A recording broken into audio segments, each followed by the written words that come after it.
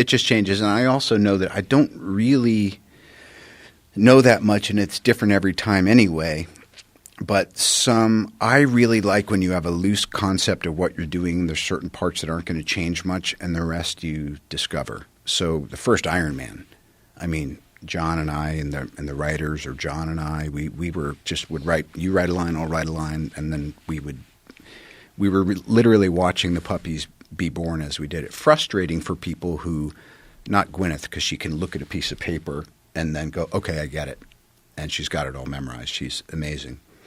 But what's for the highest good? Sometimes it's very self-indulgent to come in and hand out new pages or say, oh, I'm not saying that, so feed me that. You know what I mean? You need an environment of respect. But I like discovering things. How much of acting is managing those weird relationships that you have with these other people that you're acting with? Like you've made some references to people changing other people's lines and not being prepared. I got out of acting for that very that was the thing that I went from a world of stand-up comedy, which are just a bunch of crazy people, to actors, which are a bunch of crazy people but in a different way. Yep. And the managing all the different characters and all the different personalities, how hard is that? That seems like that could really get in the way. Well, yeah, sure it can. And it's like a thumbprint. Every time you're on a new project, it's a completely different, fingerprint. You never know what you're going to get. And sometimes projects seem blessed, and sometimes you could say they're cursed. But again, my Susan Downey, Esquire, was talking about this yesterday. She goes, it's the only thing you can't overcome as a creative producer on a big movie or anything is, in principle, no matter what happens, you can fix it. Oh, we lost the light. Oh, the thunder, the weather came in. Okay, he got sick. Oh, she's pregnant. Okay, great. Let's change the costume. You can't overcome personalities. Yeah, the relationships that people have with each other. Do you meet up before you commit to a role? Do you ever say, I want to meet Captain America and find out what the fuck that guy's really like? By the way, I love that you think I'd have the authority. Did you cast this guy? All right, let me get a taste of him. I'll tell you if he can stick around. I'm really interested in doing that, but can we all have a group dinner or something like that? Yeah. Can I meet these guys? My crazy? MO is always, let's mind meld, let's get together, let's work weekends, let's spend time together, because you can't replace that familiarity, but so you have to try to build it. And sometimes it happens very naturally. Like, I adore Chris Evans. I can't even tell you why. He's a Boston guy. He's technically such a brilliant actor, but he also doesn't take himself seriously. He's flaky, but he's the first guy you would want to have your back if something went down. And yet we're different enough where I feel like by being who we are and then both having those characters, we were able to, I thought Civil War was a special moment in the arc of the Marvel films about turning one against the other and what it meant. And so sometimes you just get lucky. As a matter of fact, the whole Marvel universe, possibly without exception, just happens to be a really well what do you call that when you put together something curated group of souls? Well, it's interesting because people take superhero movies seriously now. Like now, superhero movies are films that happen to be about superheroes, whereas, for the longest time, superhero movies were bullshit. The TV shows were kind of clunky. They were campy. It was Batman with the silly pants on and Robin. And I bought it. Everything was bang, boom, bang. Remember, you'd see the big boom in front of the screen? And yet, who was in the first Superman? Brandon. Yes, right. So there was always a seed of an attempt to legitimize something that was otherwise two-dimensional. Yeah, Superman was probably the first film that really did that, right? And then Batman. Yeah. And then the Batman series. But again, how many goddamn Batmans have there been? Right. I want to see what Pattinson does. Oh, that's right. He's going to be Batman now. I like that guy. How many Spider-Mans have there been? That's the most, right? 3. Only 3? Yeah. and 3 Hulks, right? At least 1, 2, 3, not counting the TV show. Yeah, Counting the TV show. 4, counting the TV show. Oh, you're right. Eric Bana. You're right. Yeah, Norton, Yep. Mark Ruffalo, who I think he's my favorite. Oh, he was just born for it. Yeah, it's perfect. You believe him. Yeah. And again, his whole thing was, what's my action? Is like, you know what? I got an anger problem. How do you guys manage this giant CGI thing? Like, how does that work? Like, when you're on the set, that seems like one of the weirdest parts about acting in some of those Avenger films is how much of it is actually digital. Yeah, you just kind of get used to it. I'll digress. I did a movie with Richard Linklater called A Scanner Darkly, and it was rotoscoped. So Great fucking movie. I love that movie. Love him. And Keanu and I and Woody and Winona, and it was this cool thing. And we would shoot these scenes, and he would say, "Oh, you can just leave your body mic on the outside because we're just painting the whole thing." So that rotoscoping is a great metaphor for essentially what the Marvel movies became, when sometimes you would even go in, I'm supposed to come in and throw something, and it was off camera, but everything else was great. Oh, we'll just move your arm later. And you go, wow. So you never want to rest on your laurels and say, but after a certain while, I was like, why am I wearing this football suit? Just put some dots on my shoulders so I can move more freely. And they'd be like, all right. I go, honestly, what are you really using all this stuff I'm wearing for? They go, for reference.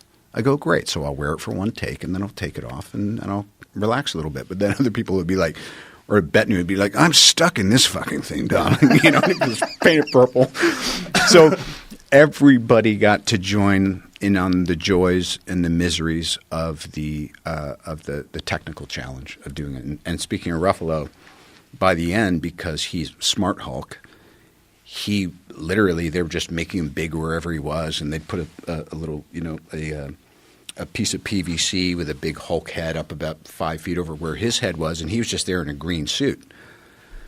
So in a tracking suit with his package out, and he'd be like, let me just at least tie a little sarong around my, come on guys, or whatever, And so I think Mark went about as far out into the ionosphere of CG as you can. I didn't get the whole smart Hulk thing. I didn't get how he figured that out. It wasn't really Hulk is supposed to be Hulk. Right. It's supposed to be the alter. It's like one you can control, one is the genius scientist. Exactly. And one is the beast. But after so many times, and again, this is the genius of the people who break and shape stories over there. Feige and his team, is they go, oh, he's Hulk, and then he's not Hulk, he's Hulk, it's a big battle, oh, he's so conflicted. What if he could meet himself in the middle? And then what corner have we painted ourselves in by having him meet himself in the middle? Because then you can't, if that doesn't work, you can't go back to the way it was. You've done it. Or you can go back to the way it was. So I just think that the real genius of the Marvel creative team is and the Russo brothers who did the last few Avengers, Infinity War, and Endgame, is they go, we love writing ourselves into a corner. We love it. Because then it activates all of those, how do we get out of purgatory juices, and then you get the next right idea. Now, when you guys sit down and when you first receive a script for one of these things, do they consult with you? Do they discuss this with you? Do they just lay it out and say, this is the character arc? How do you feel about this? What do you think? Yeah, but it's changed over time. I think if you're one of the folks who has their standalone movies, like Scarlett has Black Widow coming out, I think you take a bit of a different tack in how much meaningful. I think the legal phrase for actors and studios is meaningful consultation, not script approval, because then anybody could hold a studio hostage because I don't approve this $30 million that you're trying to spend right now. So your schedule's fucked. When you say I don't approve, I picture a bathrobe and I picture fine china and teacups. That's what I picture. I don't approve. And then just storming off. I've had my moments too because I'm so passionate about story. But again, after more seat time with the same people and new people coming in and getting a pretty brutal education on what kind of process these movies require, you just start trusting more that they're thinking on your behalf. And also, little things are easy to change. Big things become a inconvenience to the higher good. And at what point do you want to pull the air brake on something where the train's, already leaving the station? Well, I would imagine it would be a fine line that they want the actor to be comfortable with the character, and they want maybe some feedback would be beneficial. But they have a path, a vision that they've created. Yeah. They would like to see you somehow or another at least morph slightly to get on this path. Yeah. Yeah, and by the way, after I had my second round of kids with Susan, I became both artistically, I had a bit of a renaissance when I was doing the third Iron Man. And then after that, too, I was like, well, now I'm going to do this Avengers, and there's so many moving parts, and it's so difficult just to get all these schedules to coincide and get everyone together that I'm not going to be like, I'm not feeling it. So, again, it's that thing. It's sometimes, what do they say, faster alone, further together? Sometimes you can only think about further because you got to get downfield. Other times you're thinking, hey, this is my moment to run, and I need a little help and a little approval, and I need a little leeway. But that's any creative endeavor. I would imagine when you're involved in something that's so epic, when it's actually over, it probably almost seems surreal because the production is so massive. There's so many moving pieces. There's so many special effects, so many things that you have to sort of visualize while you're doing it. And then after it's all over, you're done. And what is a big Avengers movie? How many months are you involved in this? Well, I mean, it could be some part of 18 months to 2 years, depending on how far out you are, and then 4 to 6 months of principal photography, and then additional photography, and then post. And then I always include promotion, from from soup to nuts, I think is the phrase. Soup to nuts? Yeah. How does that work? That's a Joel Silver phrase, one of my great friends, and probably one of the greatest big movie producers of all time. We did the Sherlocks with him. He did the Matrix series. My missus was running his company for 10 years. Kiss Kiss Bang Bang, which is, I think, in some ways the best film I've ever done, wound up being a calling card. It came out and it bombed, but Jon Favreau saw it, and he said, this guy could do an action movie. And so that wound up being my calling card into the Marvel universe. Dude, you won the Ultimate Fighter as a heavyweight, which is so crazy. I know, because if you look at me now, I'm like a, what do you like weigh now? Yeah, what do you weigh now? What are you walking around I'm consisting like 200. 200 pounds? 200 pounds, yeah. Wow.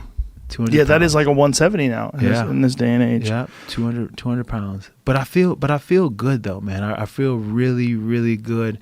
And it's a level that I didn't expect to feel this good. I didn't think that a diet can make me feel this good. What is particularly makes you feel so good? In what way? My energy. I have an energy level that it's really hard to say. It kind of feels a bit supernatural in a bit, like I feel energy. Like I feel like my body's energy. It's kind of hard to say. It's kind of like not hard to say. It's kind of hard to describe without looking crazy. But you're obviously, by following this vegan diet, I'm seeing all these supplements you're taking, spirulina and all these different things. Yeah. You're obviously doing it right, which is, there's a lot of people that they're vegan, but they're eating like pasta and pizza and shit like that. They're not doing it correctly in terms of taking in the proper amount of nutrients. Right. And that's the thing about it. Like I read this book, The Mucusless Diet, and it's by Dr. Arnold Ehret. And this is like in the early 1900s. He came up with this book, and he had some stomach issues. And it was, not until he was fed up and was on like, I'm like, he was starving himself. And then he realized he had some really, it kind of changes his stomach situation. So then he started looking into diet and nutrition. And then he became a fruitarian. And this book is talking about pretty much, the role of food in your body and what it does and what causes mucus and what doesn't cause mucus. And, through understanding the mucusless diet and just reading it, it just gave me a different hold on understanding, like a different understanding of why I'm doing this, and it became to me deeper than just like, oh, I can't have this because, the diet says I shouldn't have it. It says I can't have it because, this is going to cause inflammation. I know the deeper reason of why, so it's easier for me to avoid the pitfalls of bad food, There's also a situation with people where there's biological variability where some people, some diets just sync up well for them. Like I know a lot of people that they don't feel good when they eat red meat, but when they eat fish, they feel great. Yeah. When they eat light foods, their body, whatever it is, their digestion favors certain type of diet. Yeah, and that's what I found too, because I don't know if this will work for everybody. It probably won't work for everybody. I mean, it most likely won't work for everybody. But for me, it was something that my body just was like, it's about time you started to treat us the right way. Interesting. And the crazy part about it is the fact that now I train less, but I can train harder. Like now I can do sparring sessions where, like, I spar for like an hour straight. Really? Yeah, and I'm sparring at a pretty good pace. Like I'm not. Like it's smart sparring. Like we're not like bashing each other in the head and shit like that. We're being smart about it. We're doing, a little bit lighter to the head, but more heavy shots to the body. Making those ones count, and just kind of like touch. Giving a nice shot to the head, but not I'm gonna knock you out type shot to the head. What type of foods are you eating? Like how are you? What is it? Like, give me a typical meal for you. Typically speaking, it all depends on the time of the day, but I don't eat in the morning. I fast up until noon or until like 1 o'clock, and then my first meal. Are you on like a 16-hour, 14-hour like intermittent 16, fast? Like 16 intermittent fast, and then once I eat, I usually eat like I'll come home and I'll eat, maybe like a hearty shake that I make of fruit, and then I'll put some some mushrooms and stuff in it, and just like the cordyceps, the lion's mane, and from this brand Life Cycle. Sure. You heard of Life Cycle with a K? So that brand right there makes this really good tincture that you just drop it in there. And you don't got to worry about changing the flavor of too much of your shake. So I drop that in there with my shakes and stuff like that. And I usually take that. That'll be my first meal. Then the second one would be a little bit more hearty. It'd be something with vegetables and maybe some potatoes or something. So it's a little bit more hearty. And then I'll have another hearty meal, like a vegetable-based meal at nighttime. And then I'll usually be done for the day. Are you using any protein powders, pea protein, hemp protein, anything along those lines? No, I don't use any just protein vegetables, powder. Raw vegetables. Yeah, just raw vegetables and fruit. Interesting. Yeah, and I don't really feel like I have a need for it. Like I feel like my muscle mass is pretty good. Like I don't feel like I'm too skinny or like I'm not gaining any muscle. I feel like I can gain muscle, and it's just been working for me. And so basically, you just eat to feel good, like however it makes you feel good. Yeah, right. And you've got it down now. Like what kind of foods. It's the supplement thing gets strange with vegans. There's a lot of folks that they're mixing a lot of different dietary yeasts and a lot of different powders and different things and blending these different things, and it's some people don't like the way that feels when you're eating like that, but it sounds like what you're eating is much more whole food based. Yeah, mine is just whole food based. Like a lot of the foods that I became actually a good cook now because of the fact that I had to learn to cook my own food. My wife, she was busy becoming busier on her own, doing her own thing, so she wasn't able to cook for me like she was before. But then I learned myself. And through learning myself, it just completely just like took the shackles off of me. You know what I'm saying? Right. You so cook your own nice meals. Yeah. So now I cook a lot of like West Indian type of foods because they have a really good vegetarian menu, like a lot of chickpeas, and things of that nature. There's a really good vegetarian Indian place around here that I go to sometimes. I love Indian food. Yeah, it's really good. I haven't gone in a month because I've been on this carnivore diet, but this place was fantastic. Real interesting, weird, vegetable dishes. Everything's vegetarian. It's I guess it's with them it's a religious thing. A lot of Indians are vegetarian. Yeah, vegetarian. Yeah. And I like a lot of Indian food just because of that, and that whole food diet. It just works for me. But like you said, like these supplements like this makes me like, I feel like when I drink this, like the spirulina and just eat a lot of greens, and even like the mushrooms, the cordyceps mushrooms and stuff like that, like I just have energy to just go and go and go. Is that lifestyle cycle tincture? Somebody gave me some of that recently. Yeah. It's very good. I gotta have them send you some. They send they have like a really nice tincture set that they send out.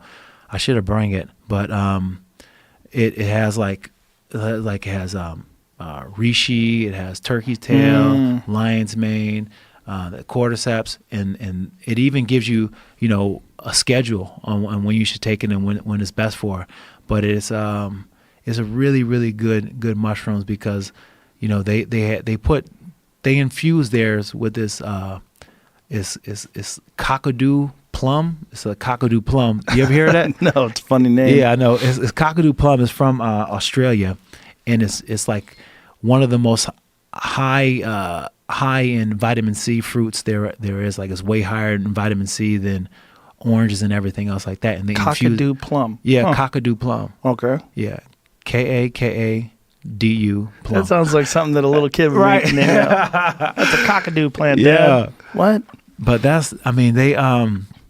it's a really, really good supplement, and I don't really like to recommend supplements too much, but that's one that I take, and I'm like, man, I feel way better. Do you eat a lot of beets?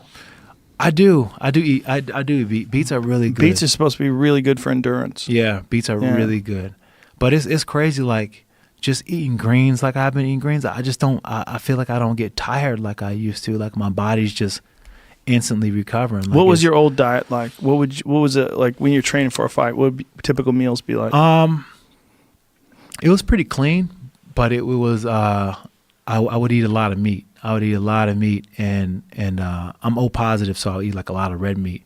And I felt really good when I ate red meat. Like it felt as if like when I eat red meat, it almost felt like I can feel it like within like the next 20, 30 minutes. Like my body breaks it down really fast, Yeah.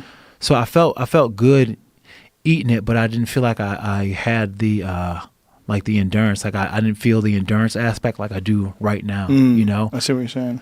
So that's been like the best that I ever felt was when I fought Tito Ortiz. I was eating red meat, but I also was coupling that up with a lot of spinach. I was eating a lot of spinach. Like I would go fucking and get a big bag of spinach. Yeah, that's exactly what I was doing. I'd get a big bag of spinach and I'll just put it in a blender and just grind it up and then throw like some apples in it to make it a little bit sweeter to change the taste so it wouldn't be so greenish like I'm eating grass. Right. And then I would just drink those all the time, but it just made me feel so strong. Interesting. Now, did you used to work with a nutritionist at all? I did. Yeah, I did. I work with because when you were cutting weight, like how many fights did you have at 85? Two fights at 85. Was that too much of a struggle? Yeah, it was too much of a struggle. Like I'm in a weird position because I'm not a very big person. I'm not big enough to be a light heavyweight, but I'm not small enough to be a middleweight either. Like and feel like I can, so I was like in that weird space. So when I cut down to 185, I felt like it felt drained. I just didn't have the movement and the pop, but then at 205 I kind of felt undersized, Back then, what did you walk around at? Back then I was walking around like 225, 230. And what was different? Because it was from eating the meat, you think? From eating the meat. From eating the meat I would get that alone has got to probably increase your endurance, just the loss of that much body mass. Yeah. 20 plus pounds that your body doesn't have to pump blood through. Yeah, you're absolutely right about that, Yeah, so that just came off naturally when you stopped eating meat. Yep. And another thing too, like I would this is another reason why, like, because when I wasn't fighting, that was the problem, because I would get into these bad eating habits because I would always know that when I had training camp, I can just cut the weight and just lose it like that. But after a while, that just becomes your habit. Anything you do over time, that becomes your habit. It becomes your lifestyle. And I was eating a lot of sugar, drinking a lot of booze and shit like that. So I was like, man, I need to make a change for my life, for the rest of my life, you know? Right. And that's why this whole lifestyle fits so much better to me, you know? Do you think that would have changed your career had you eaten this way back when you were competing? I think so. I think it would have, but at the same time, I don't know in which way. You know what I'm saying? I feel like been too chill. Yeah. I feel like because you're so calm now. Yeah, I feel like I was what I needed to be at the time I needed to be it. You know, what you said to me about wanting to be a makeup artist and reading those things, I know so many people like that. You know, Danny Elfman said that to me. Oh, really? Yeah. John Fogerty likes that. John Fogerty? Yeah. You know, wow. like, I don't know if they wanted to be a makeup artist, but he really liked that stuff. You know, Slash. You know, a lot of these different people. You know, and they went into rock and roll instead of that. You know, and but you know, I never veered off that path. I mean, from age 10, this is what I wanted to do, and I didn't have a plan B. And fortunately, it worked because I grew up very lower middle class. I didn't know anybody in the film industry, you know. And when I finally met somebody, I was 13, and Universal Studios just started their tour. And I talked my parents. They said, you know, you're going to be a teenager. It's a special birthday. You know, what can we do? You know, and I said, can we go to Universal on the Universal tour? You know, and in my head, I was going to hop off the tram and run into the makeup department, and they were going to hire me. You know, but on the way, I knew that. Are you familiar with Don Post's masks? The Don Post Studios, they did the Universal Classic Monster masks. They were in the back of Famous Monsters and stuff. But they did these really high-quality masks that were like $35 in the 60s, which was way beyond anything I could ever afford. But every kid, monster kid, coveted those masks, you know. And his studio was in Burbank near Universal, and I had seen him on TV talking about how he was buying Universal. So when we got close, I asked my dad if he could maybe look in the phone book and maybe call up Don Post and we could go visit. And they were very gracious. You know, my dad said, you know, my son Ricky likes monsters. He makes masks, and we're in close by. Can you come by? And they said, sure, you know, and gave me the whole tour. Wow. Yeah. And on the wall in Don Post Studios was a picture of Bob Burns, who I'd read about in my monster magazines. He's a collector, and he's done some makeup. He had a mummy suit and a gorilla suit that he made, and had his phone number. And I wrote it down. And I was still pretty shy, and I got my dad to call this guy who I read about in monster magazines. And he was the first guy I ever met in anywhere related to the industry. And again, Bob and Kathy, you know, welcomed me into their home. He told me, you know, showed me how to do a cut out of Martesian's wax and where to get the stuff at Max Factor. And it just was like one of the first people to show me stuff. And he worked at the local CBS station and introduced me to the guy who did the newsmen, the makeup artist who made up the newscasters. And he was like blown away by the stuff that I did. He goes, I'm going to take you to the makeup union. And I was like 15 at this point. And so I went to the makeup union with a box full of heads and masks and pictures of makeups I did. Again, naive, thinking that they were going to say, start tomorrow, you know, get a job. And the business rep of the union said, you know, give up, kid. You're never going to get in. You know, that you have to be born into the industry. It was a real at that time there was a lot of nepotism. I mean, there's still nepotism. That bad? Yeah. But he says, you know, if you were a Westmore, you know, you would get a union card with your birth certificate, you know, but nobody knows, you don't know anybody. You're not going. He said, first of all, you have to be 21 to serve an apprenticeship. I was 15. He said there's only a few apprenticeships, and they're going to go to a Westmore or to a Bow or you know, somebody who was a name makeup artist or a relative of one of those. Right. And he also said the kind of makeups that I wanted to do, which were monsters and weird stuff, he said those jobs are few and far between, and most of the time you're going to be mopping sweat off of some bitchy actress. And it was kind of like, Trying to crush your dreams. Well, it kind of did, but it also was like, you know what? Fuck you. I'm going to show you. Yes. You know? And I did. You definitely did. I mean, boy, was he wrong. Yeah. He turned out to be the greatest of all time. Well, I don't know about that. I think Dick Smith is the greatest of all time, but... Well, you have to think that. I found out about you several years back. I had heard something about toxoplasmosis. Am I saying that right? Yeah. Yeah, and I had seen a speech that you had given on it where you were talking about how many people have been infected by this cat parasite. I've had cats my whole life, and I even had feral cats. And I've always wondered, like, I should probably get tested, and I'm worried about the result. Perhaps not. Well, it was just fascinating to me that literally, I mean, what is the number that you estimate in Americans alone that might be infected? It's on the order of, well, I'm not sure with Americans, but worldwide it's something like 50% of humans is the best guess. 50% of humans worldwide. Something on that scale. And for people who've never heard of this, would you mind explaining what this parasite is and how it affects rats and then cats and then people? Okay, totally bizarre. So it's this protozoan parasite, Toxoplasma gondii, and it's got one of these weird parasitic lifestyles. The only place on Earth where it could reproduce sexually is in the gut of a cat. I don't know why there are people who know this, but so it reproduces there, comes out in the cat feces. Feces are eaten by rodents, and now Toxo's evolutionary challenge is to get that rodent into a cat's stomach. So what Toxo has evolved is this ability. It slowly migrates to the brain of rodents and basically wipes out the innate fear that rodents have of cat smells. Like, you take a lab rat who's been like the descendant of lab rats for like 1,000 years and have never seen a cat, and put like a little puddle of cat pee in its cage, and the rat's going to go on the other side of the cage. Just a hardwired instinctual aversion to cat pheromones, and then put Toxo in a rat and it loses that aversion. And in fact, in a subset of rats, they like the smell.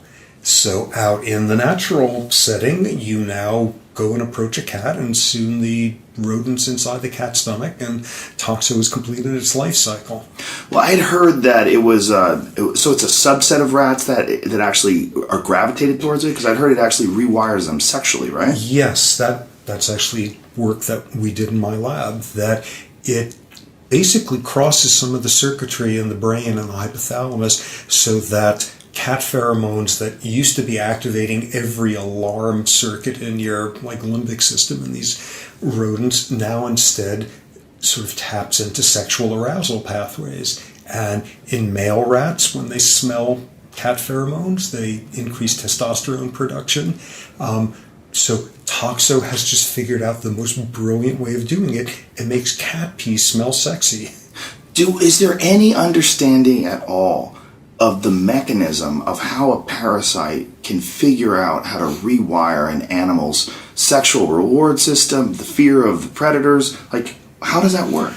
Well, that's something my lab spent a bunch of years on, trying to figure out. I mean, you look at some of these parasites, this taps into this whole world of behavioral manipulation of hosts by parasites, and turns out they've like evolved unbelievably brilliant mechanisms for manipulating hosts for their own benefit. I mean, think about it. You get rabies, you get a rabid dog, and what that's about is a virus that has affected the nervous system of that dog so that it's now rabid and more likely to bite somebody with viral particles in its saliva, which it now passes on to the next individual.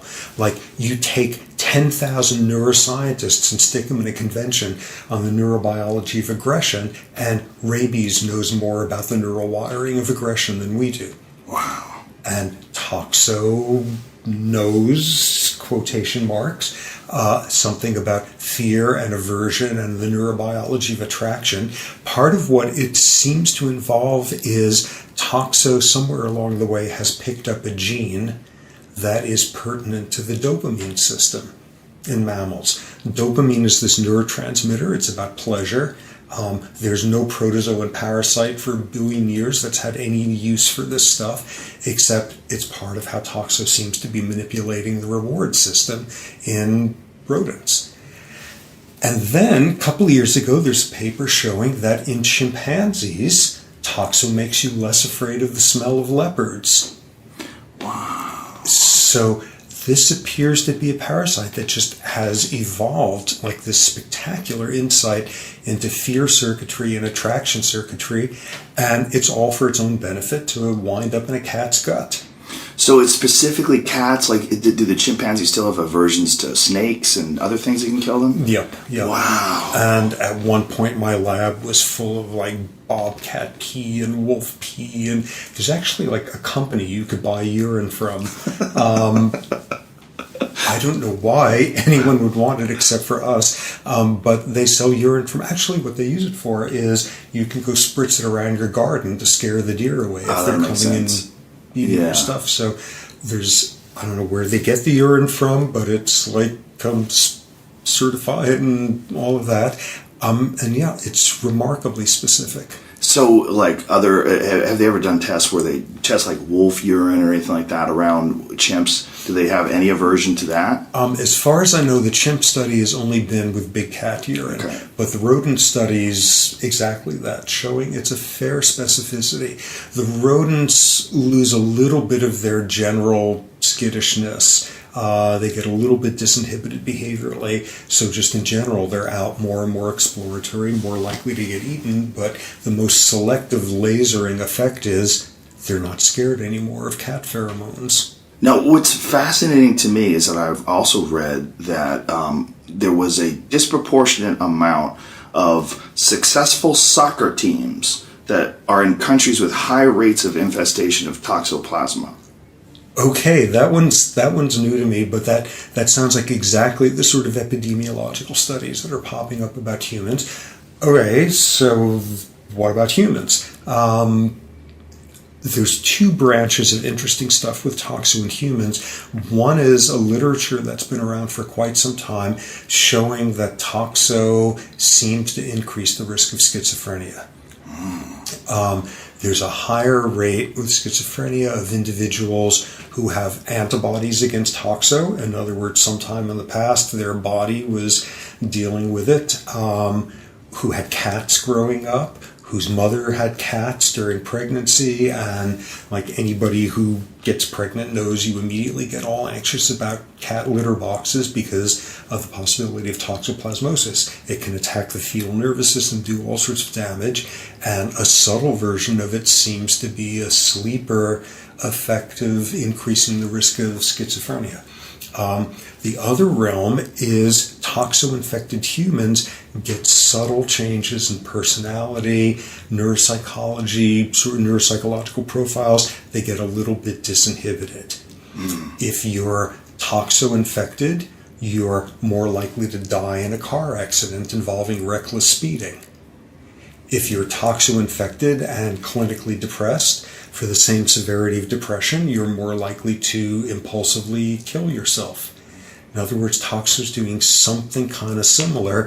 If you're a rat, one of the hardest wired, scary things in the universe out there is the smell of a cat.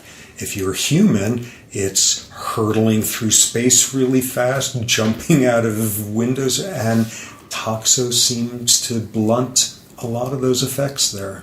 In this, the speech that I saw you give, you were talking about your time working in a hospital, and that there was a disproportionate amount of motorcycle victims.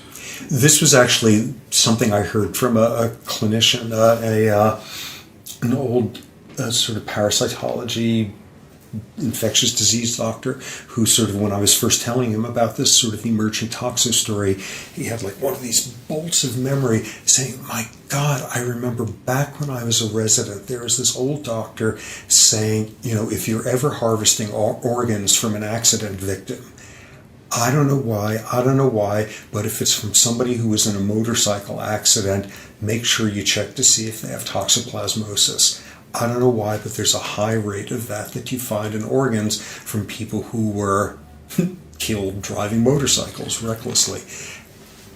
Totally anecdotal, N=1 kind of thing, but nonetheless, this was a guy who studies infectious disease and toxoplasmosis and had not heard about sort of the behavioral findings before, and that out of the recesses of his memory. So what initially seemed like, okay, this is a parasite that's very selectively developed this life cycle between cat stomachs and rodent brains and completing its life cycle. And weird, when it gets into humans, it has some behavioral effects also. That's just kind of evolutionary spillover. But then you see if it's doing something similar between chimps and leopards, suggesting that that life cycle manipulation has been selected for in primates as well. Very strange. It's very strange.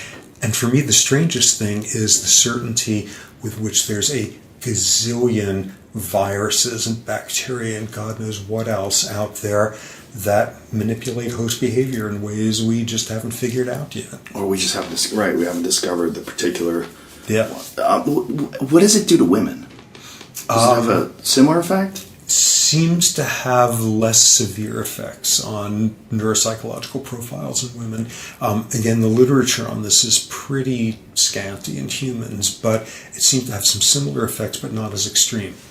However, the story now gets a little bit more complicated, and this is actually this fabulous scientist, Ajay Vyas, who's my postdoc, who's now a professor in Singapore, who's continued to study this.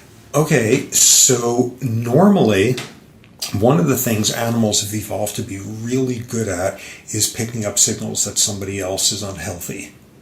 Like a potential mate is unhealthy, there's sickness behavior, there's very olfactory cues. If you're a rodent, it makes perfect sense. The last thing you want to do is to be mating with somebody who's like rancid and infectious, and rodent equivalents of STDs. So normally sick animals, parasite-infected animals and such are detected by other rodents and avoided.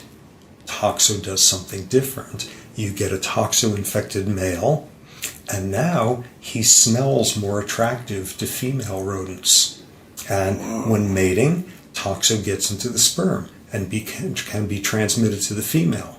Whoa. So suddenly we've got a different story here. We start off with a parasite story where toxo is just ruthlessly exploiting the poorer rodents for its own like reproductive benefit and its own evolutionary selfish gene well-being. But now instead, it's got elements of, instead of parasitism, symbiosis. So you're a male rat infected with toxo. Downside, you're more likely to get eaten by a cat. Upside, you're more likely to pass on copies of your genes by increased sexual selection.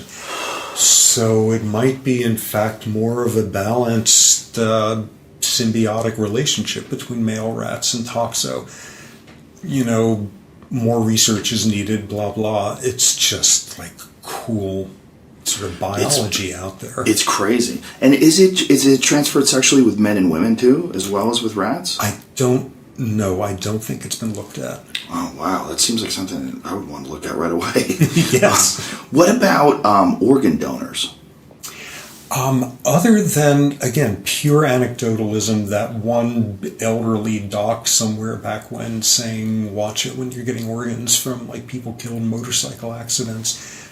Beyond that, I don't know. I mean, people are looking at it, I'm sure. But do they even test? Like, say if you got a liver and, you know, like you needed a liver transplant, would they test it? I suspect they do. And sort of in the clinical world of people who worry about toxo, pregnancy, scary, alarms going off. Toxo, anything else, after an acute period of infection, you have a latent toxoplasma infection. In other words, the agreed upon sort of notion there is toxo has gone latent. It's formed sort of these cysts that are inert, and you got nothing to worry about then. But the whole notion that meanwhile up in the nervous system, there's effects happening there. You know, infectious disease people are thinking about inflammation outside in the body there. For them, chronic toxo infection is not something you worry about a whole lot. But if it's having behavioral effects up there in the nervous system, maybe it is something to worry about. Well, it's just, it's to me, it's unfathomable how this little thing figures out how to hijack a whole body, a whole biological system, and work it to its own desires. Just it's very hard for me to grasp. Well, if you think of it in terms of, I don't know, Toxo has had like 100,000 more generations to evolve its ways of exploiting mammals than mammals have had ways of fighting it off.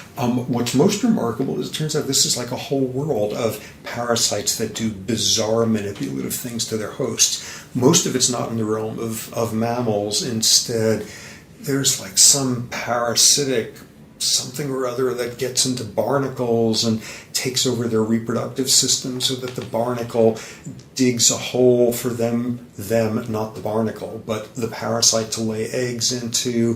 There's, the aquatic worm that infects the grasshopper and makes it commit suicide. Exactly. That one's bizarre. That one's bizarre. There's this wasp that gets into cockroaches and takes over its nervous. I see. You know about that. I'm fascinated by parasites beyond, but it's so confusing to me how something. I mean, obviously you're dealing with hundreds of thousands of generations for it to get to this current state, but like how something evolves to be so effective. Yeah, it's so confusing. They did it. People were mad in Hawaii over that movie Moana, which is my favorite movie. I've seen it 10 times. Why are the people mad? Some of them were mad, the activist sort. But and they said The Rock that, is Hawaiian. No, I know. No, he's the big guy. He's Pacific Islander. Oh, okay. But anyway. But he grew up in Hawaii, right? I can't remember the story. I believe he did. Oh, well, whatever. Yeah. He's fucking gorgeous. And so is Jason Momoa. Fuck. Momoa, yeah. Momoa? Yeah. God damn it. Anyway, so those are like, it's unreal. That is pulchritude. Yeah, That's sure. male pulchritude right there. Some cheesecake and beefsteak and pulchritude.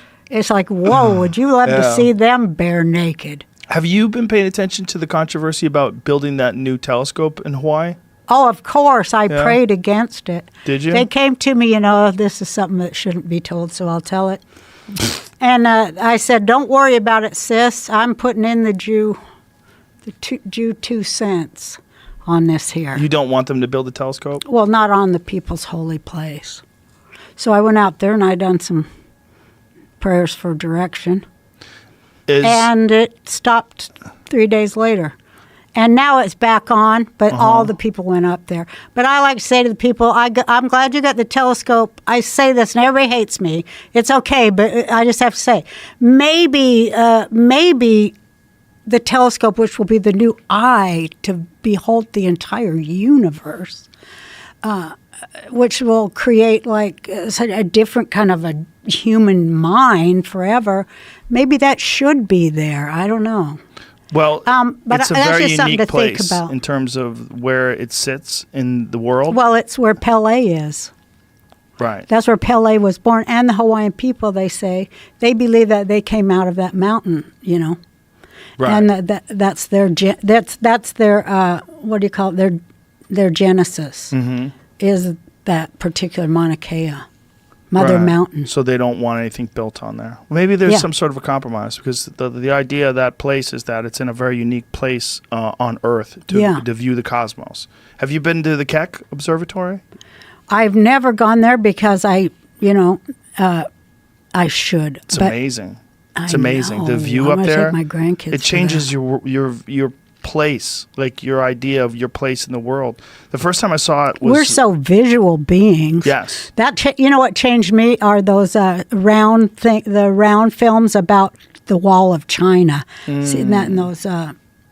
whatever those places are, those theaters, and it shows the IMAX? Yeah. IMAX. Oh, I know what you're talking about. Yeah, those gigantic theaters where everything's around you. Yeah, and you get to see it visually. Yeah.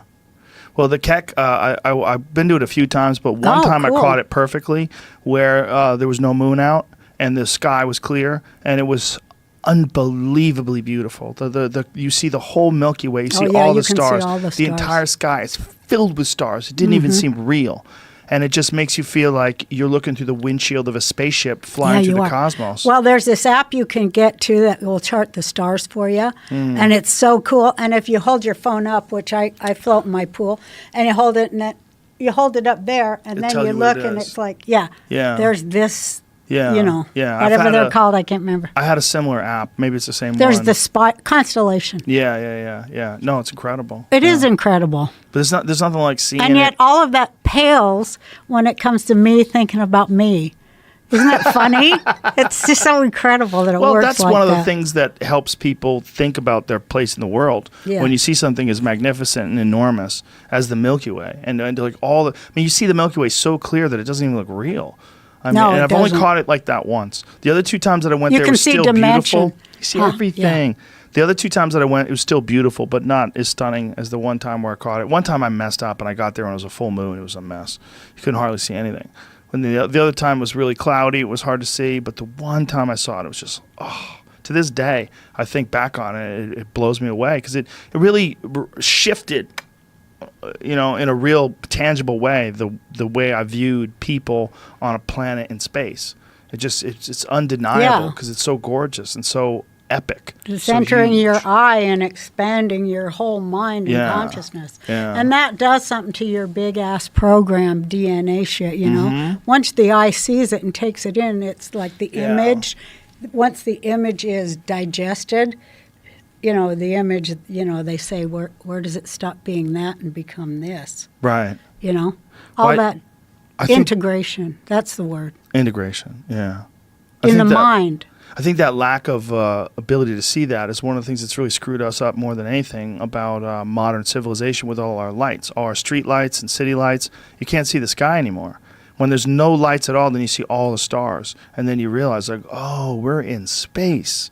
We're in space. Like, this isn't just the nighttime. I'm not just in Manhattan looking at the sky. No, that we are in space. When you have a full blackout in a place like Manhattan, and all of a sudden you look at the sky and you're like, what is going on? All these stars have been here the whole time, but you could never see them. Light pollution. It's a terrible Oh, I never thing. heard it put like that. Light pollution is a terrible thing that we've done. We've denied people the view of the most gorgeous thing in all of the universe itself.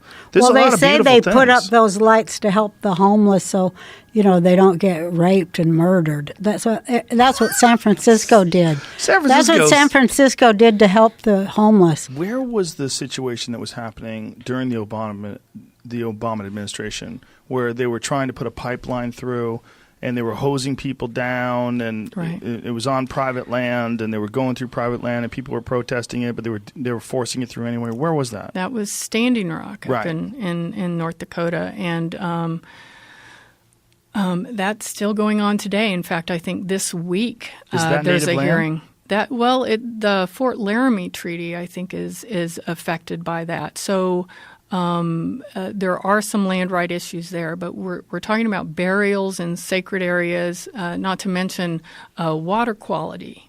And the tribes, Obama stopped it, but as soon as Trump got into office, he pushed it forward. And did not consult with tribes, and it's been a fight ever since. Same thing happened with... But Obama was going through it initially, and then they put a stop to it right before he left office. Right. I mean, I'm so cynical. I wonder how much of that is horseshit. How much of that is, we'll put a stop to it. Just let, it's going through it. Don't worry, boys. Well, the Obama administration was probably one of the more favorable administrations to Indian country. There were many presidents that had never even gone to a reservation, like the majority of presidents. And he did. Actually, he was adopted into the Crow Nation, I think. So he's an adopted tribal member. That's pretty cool. Do you think he's visited since then? I don't know, but that administration really did a lot of work in Indian country that had never been done before, and they actually were looking to tribes and building a government-to-government relationship that no one had ever really done as well. Every year they would hold a big tribal consultation in D.C. where tribal leaders would come from everywhere. And consult with Obama and his administration. It was really unprecedented, and it was a really happy time. And as soon as Trump got into office, the doors closed. The doors closed. So even though He appointed Assistant Secretary for Indian Affairs, Tara Sweeney, who's Alaska Native. That administration and the Department of Interior and under the president has just been so closed. It's been hard to get anything done or to get heard or even actually have that government-to-government relationship anymore. We've been left out of a lot of the decision-making process that's going on all over Indian country. Well, it's a very good thing to hear about Obama that he did that. It's sad to hear that the Trump administration has abandoned that, but it's nice to hear that someone was making an attempt to do that. So what I'm getting is that there really is no long-term solution. There's no solution. You're saying that the tribes kind of have to deal with. I think there's a lot of solutions and a lot of moving parts, and I think Indian nations need to determine for themselves how best to handle the problems within their communities, but outward-facing, to have a strong government-to-government relationship that takes into account, not just takes into account, but actually requires the prior and informed consent of those tribal nations before affecting their rights or at least some diplomacy or negotiation with varying interests before decisions are made. I think that's the heart of what needs to happen outward facing. And also we need to take a new look at our curriculum in schools. We really need to most of our all of our curriculum in public schools is about looking at Native American pre-1900. So, and not carrying that into today and who contemporary Native American tribes are and what they're doing to help their people. And what's so wonderful about Indian country today is that though there are some places that are there are some anti-Indian hate groups out there that fight tooth and nail against anything a tribe in their area tries to do to develop economically. There are other communities where tribes have been able to bring in economic development, whether that's through gaming or otherwise. And by the way, Indian gaming is like no other type of corporate gaming. And I think a lot of people don't understand this. So if you're a gambler, go to Indian casinos because that money goes towards Indian nation governance. It's not like a private business. It is legislated that money from those casinos go back into Indian nation governance and are used for jobs and employment and social services. And all of that relieves the state and other government agencies from having that responsibility. So are those the success stories of modern Those Indian are the life? success stories. Yeah. I mean, if you look at Oklahoma, the state of Oklahoma is fighting Indian nations in Oklahoma about gaming, trying to get more money out of gaming. But that Oklahoma tribes have brought in tons of money. 100,000 jobs have been created in casino and other economic development. So who's fighting it and why? The governor is fighting it.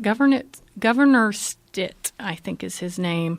And he's trying to renegotiate gaming compacts in order to bring more money into the state. So essentially trying to tax that for state purposes. Even though it's on native land. Right. Interesting. So it's almost in a way another attempt at violating a treaty. Absolutely. So denying the sovereign nation. Right. Well, in the Indian Gaming Regulatory Act, which was passed, there's so much federal legislation. It's insane. Federal Indian law, I mean, it has its own 25 U.S.C., this huge code of stuff, man. But the Indian Gaming Regulatory Act was passed because Indians were finding success doing gaming and states were getting pissed off. because they were doing it without any interference, which is their inherent sovereignty to do so. That's hilarious. So this act came, which was kind of a compromise where tribes can do what's called Class 2 gaming, which is based on bingo, and there's electronic bingo games that are kind of like slot machines. So tribes can do Class 2 gaming without any interference with the state, but if they do Class 3 gaming, that's card games and other types, then the state. They have to work with the state in order to develop some kind of compact and revenue sharing for Class 3 gaming. So the federal government, again, allowed state to interfere with that inherent tribal sovereignty to regulate their own economic development. Yeah, that's an issue with all of these Native American casinos, isn't it? They don't get the full Vegas treatment. They can't have all the games that Vegas can have. They can. That's the Class 3 gaming. But they have to do it through the state versus through their sovereign government. It's so strange, right? It's like under one hand, they get no help at all. And then when something comes along that allows them to economically thrive, then the government's like, hold on. Where's our piece? So why do you think this is? So because they can. And so much legislation looks at tribes as if they're inferior. Yes. So back again to those watershed cases of Justice Marshall. Yeah. They're inferior. Even being able to assert jurisdiction over non-Indians who come into our territory and do something wrong. We can't. Right. We so can't. If someone breaks the law in a Native American reservation, they're under the federal government's guidelines or the state government's laws.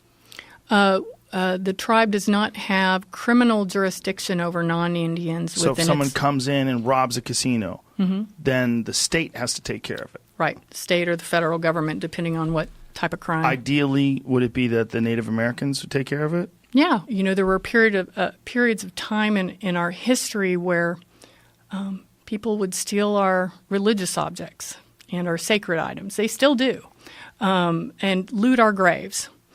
There's a law called the Native American Graves Protection and Repatriation Act that was meant to repatriate those stolen items and those stolen ancestors back to tribes so that we could help with our cultural revitalization as well as put our ancestors back to rest.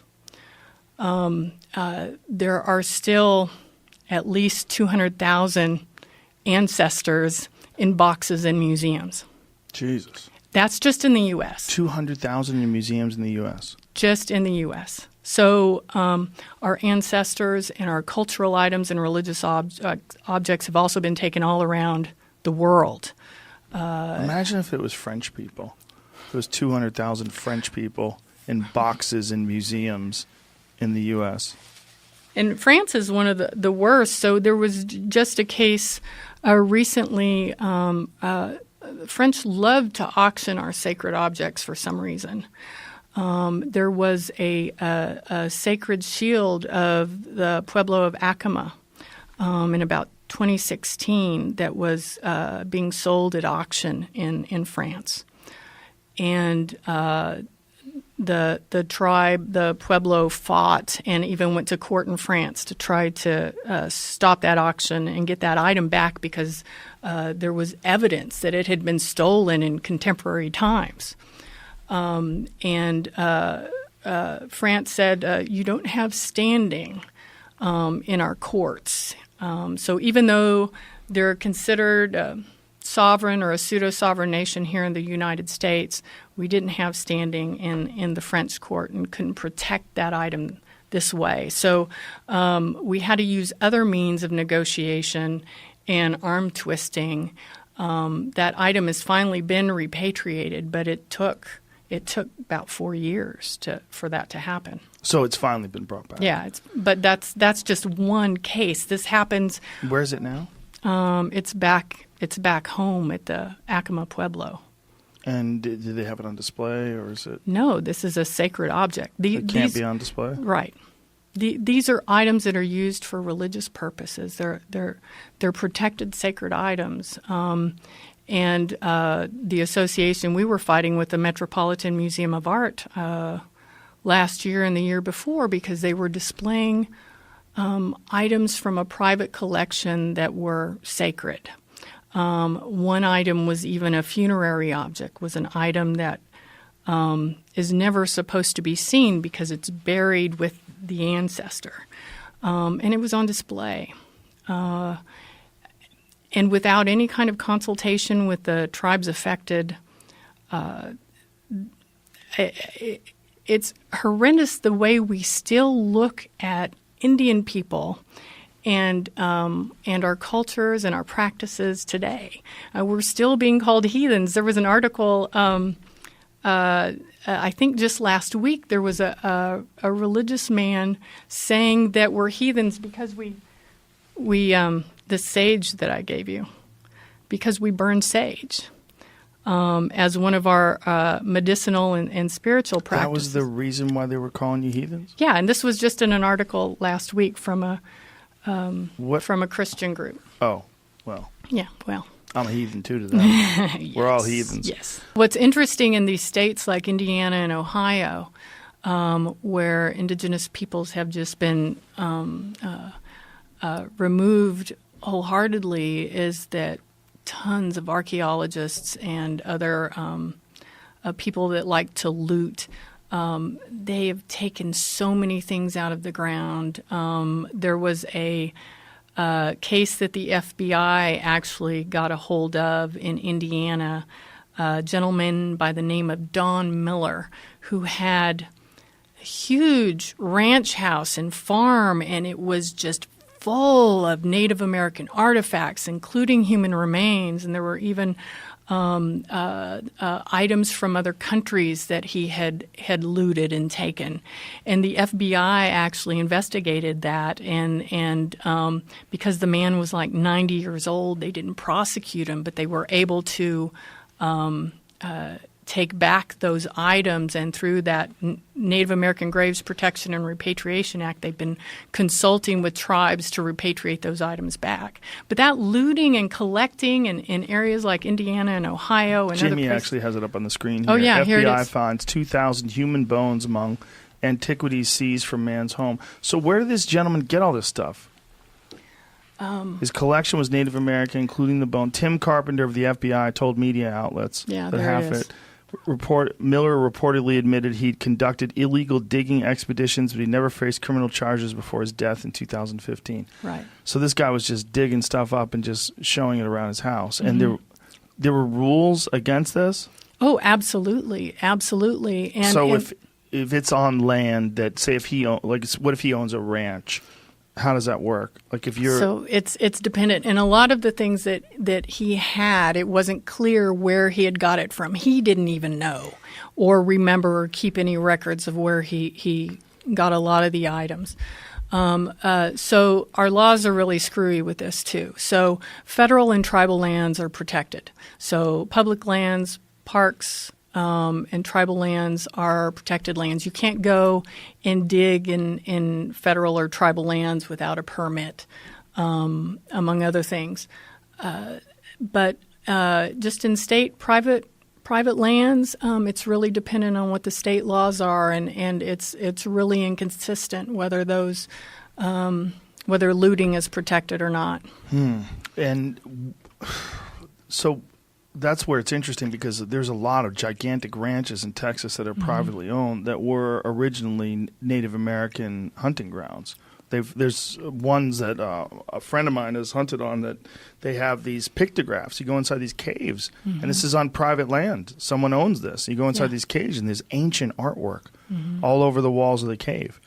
And signs of fire, like soot on the ceiling of the cave where they lit campfires. Like this should probably be some sort of a historical site.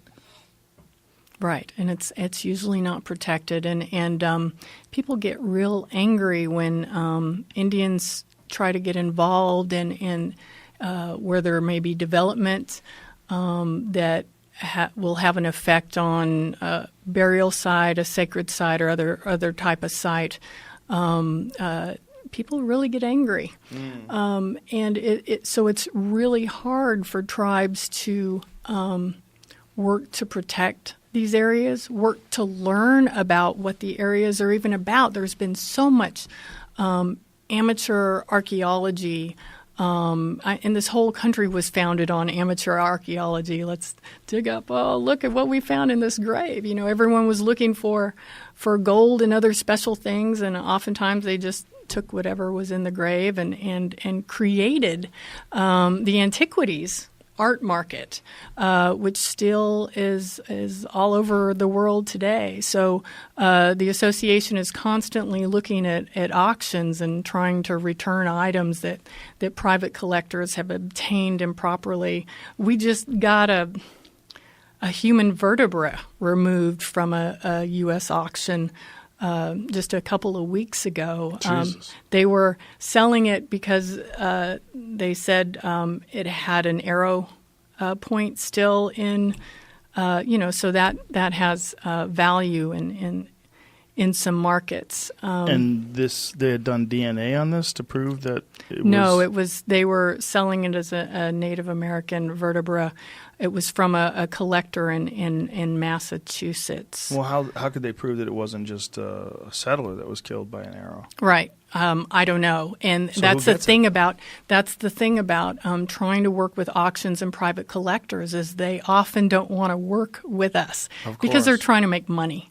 So oftentimes items, whether they're religious objects or human remains, they have a story or what's called a provenance associated with them that is often made up to drive the price of the item. So whether that was a legitimate vertebra of a Native American, we don't know because we can't get that collector to talk to us. So the collector's under no obligation by law to talk to you? No, that's why we try to send the FBI and our friend Tim Carpenter to them. So how would they determine? I mean, wouldn't they have to do a DNA analysis of the bones and try to figure out who the person was? Well, the DNA analysis isn't necessarily going to tell you where it came from. It could tell you that it was Native American. Would they even be able to get that out of bones? I don't know, I'm not a scientist. But there was a case really not that long ago called the Kennewick Man case. I don't know if maybe you heard of it, but it was an ancestor was uncovered in the state of Washington, and he was old, and the universities involved in the Army Corps who had possession of it. We're going to repatriate it to appropriate tribes. And what ended up happening is that, academia stepped up and said, hey, wait, this isn't Native American. We think he's something else.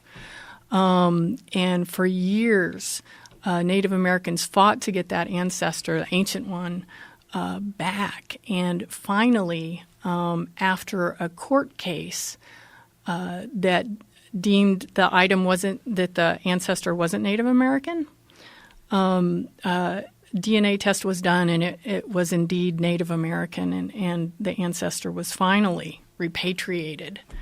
Can I ask you how that works? So, listen, you said there's 500 recognized tribes, many more that are unrecognized. Mm-hmm. Who would that go to? Right. So, like, say if you won and it's brought back and given to Native Americans, to who and to where? Right. So let's look at the best case scenario. In a lot of museums have maintained records that may have human remains and associated funerary objects, and have enough information to know where that came from, what site it was located at, what county, what state. And we know from tribal histories as well as federal U.S. Documentation that area was likely affiliated with this tribe or that tribe, or maybe several tribes. And so consultation occurs under that law about those ancestral remains and funerary objects, and it's determined where those items should go back. In the worst case scenario, where there's not any information oftentimes evidence of, well, who were the collectors that were giving to that institution? What has been the history of the institution, and where has it obtained different collections? And through that, it's deduced who may be affiliated with those items or the ancestors. So it can be a pretty long, drawn-out process. But what's interesting about it is museums and other institutions fought this law for a long time. And they said, well, all of our collections will, we won't be able to fulfill our purpose as a museum or an academic institution to study these things. It's like, well, hell, you haven't studied it in 100 years. They haven't? Yeah, no. Most of these, when people work to consult with museums, most of these items are in boxes and often poorly managed and maintained. So they're just sitting somewhere in storage. Right. So the museum owns it and they're kind of hoarding it? Yeah. Interesting. Yeah. So this Kennewick man, can you pull up some information about that, I'm reading Jim? a story about it right now. Yeah, great, because I'm forgetting my dates when that happened. I'm very curious to what the dates would be. Now, when we're talking about Native Americans, do you agree with the idea? Okay, let's see here. Kennewick man finally is free. Oh, they did so much study Human on him. skeleton ever found in North America. He's a handsome fellow. Let me see that picture. Looks normal.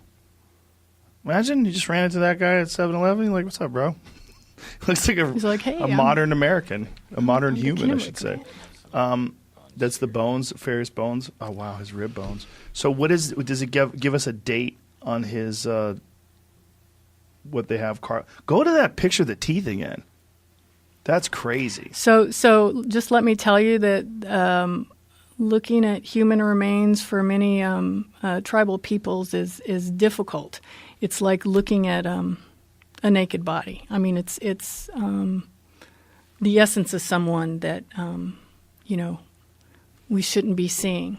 Oh, so you shouldn't be seeing even these images? That should have been in the ground. That should have gone and disappeared. It had a journey. It got interrupted, and some tribes and cultures believe that that's harmful to interact or look at. Or just a little bit humiliating. It's exposed, right? So seeing them on display in a museum is particularly offensive. Oh God, yeah. And